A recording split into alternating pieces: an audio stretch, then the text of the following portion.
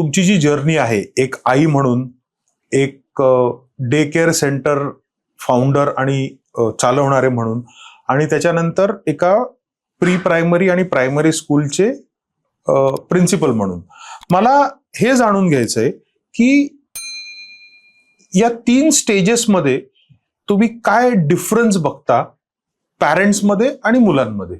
पेरेंट्समध्ये मी फारसा डिफरन्स नाही सांगू शकणार तुम्हाला, कारण का इथून तिथून मला सगळे पेरेंट्स सारखेच वाटतात.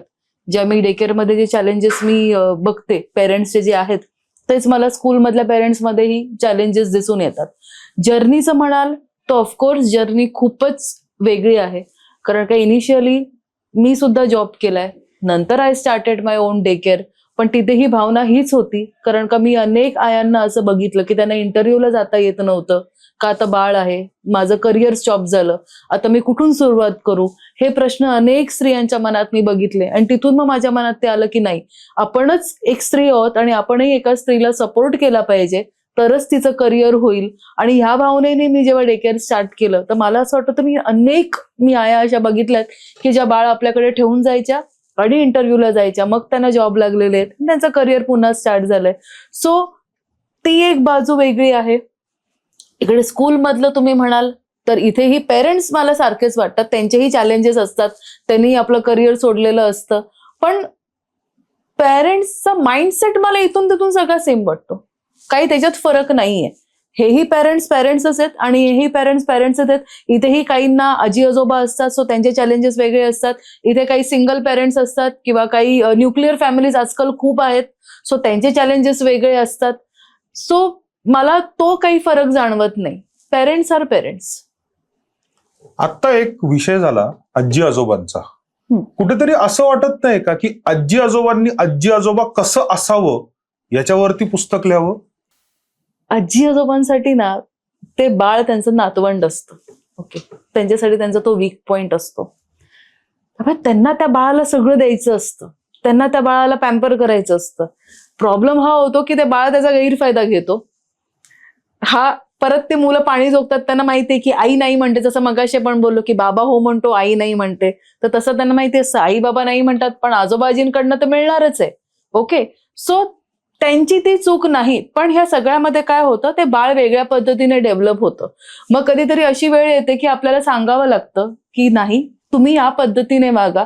अशी अनेक मुलं मी बघितलेत की बाबा आई बाबा ऑफिसला जातात, घरी आजी आजोबा असतात, मग आजी आजोबा मुलांना जे हवं ते देतात, खाऊ पिऊ घालतात, मोबाईल पूर्ण वेळ देतात, आणि मग ती मुलं खूप वेगळी होतात.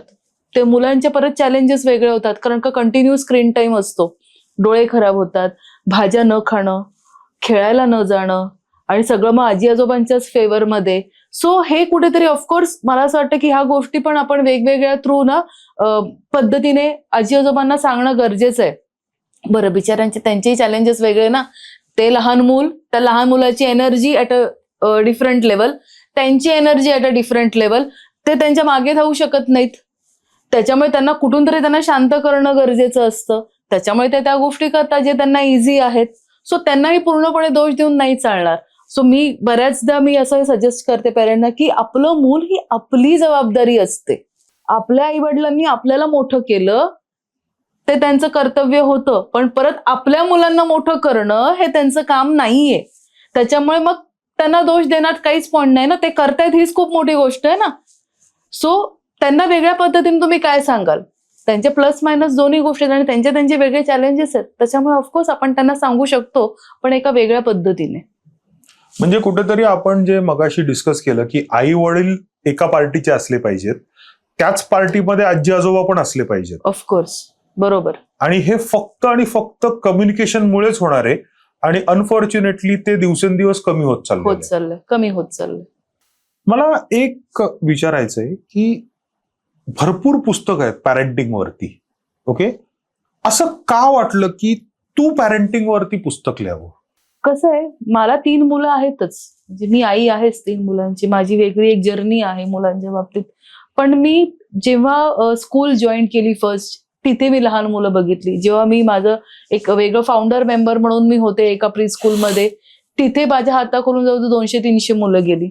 आणि मग जेव्हा मी डे केअर सेंटर चालू केलं, तेव्हा माझ्या हाताखालून अनेक मुलं आणि पेरेंट्स गेली.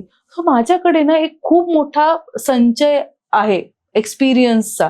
सो कुठेतरी मला ते मग वाटलं की नाही, जर माझ्याकडे एवढं सगळं आहे तर मग हे कुठेतरी मी या गोष्टी लोकांना सांगितल्या पण पाहिजे, तरच त्याचा उपयोग होईल. कारण का ऑफकोर्स तुमच्याकडे जे नॉलेज आहे ते तुम्ही जोपर्यंत शेअर नाही करत त्याचा काहीच उपयोग नाही.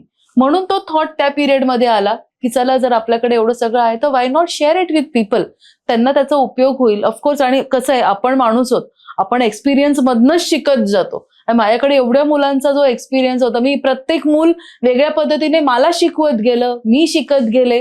इव्हन आजही की एव्हरी डे आपल्याला काही ना काहीतरी आपण शिकत असतो, आपण मुलांकडनं शिकत असतो, पेरेंट्सकडनं बऱ्याच गोष्टी शिकायला मिळतात, त्यांचे वेगळे चॅलेंजेस असतात.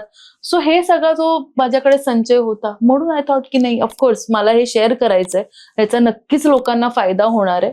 आणि म्हणून मी तो प्रोसेस, ती जर्नी मी स्टार्ट केली. म्हणजे 20 साल का निचोड़ जो है वो इस बुक में येस, पढ़ने को मिलेगा. येस, नक्कीच. ओके.